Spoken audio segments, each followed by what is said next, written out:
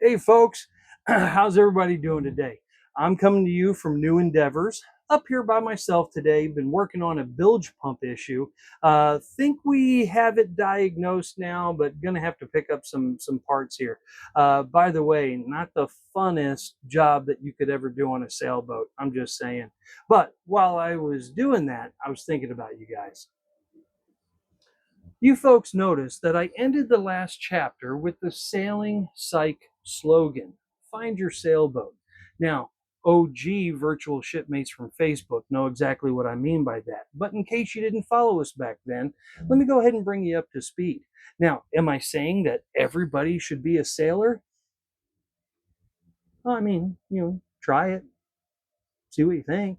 But no, obviously what I'm talking about there is finding that thing that you can sink your attention into.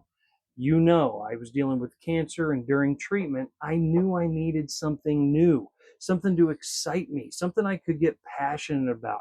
And that's when I chose to learn as much as I could about sailing.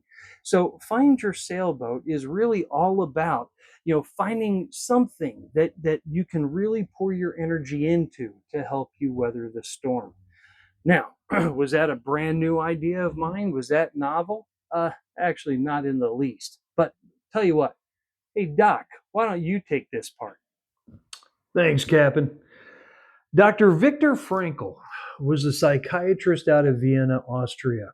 And unfortunately, he was taken into custody and spent time in concentration camps, spent time at Auschwitz and Dachau.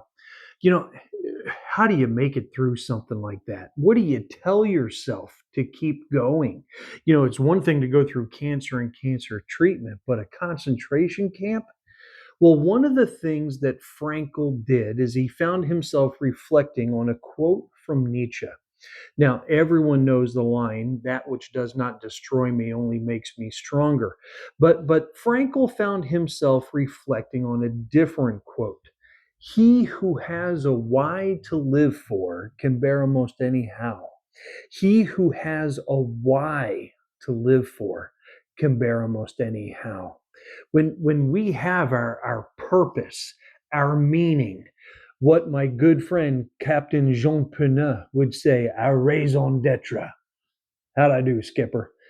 When we have our why, then whatever life is thrown at us, we can handle it just a little bit easier because we can weather the storm when we know our course, when we know our heading.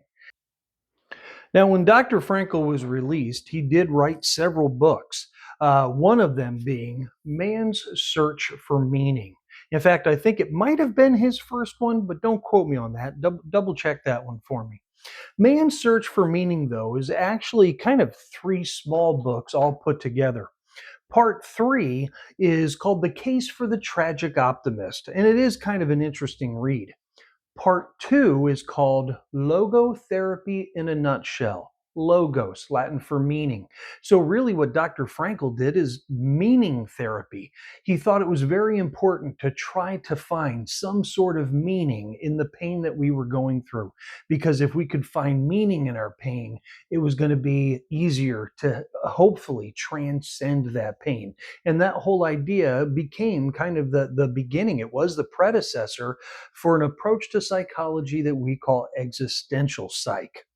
Anyway, the reason I'm recommending this book is because of part one, Experiences in a Concentration Camp.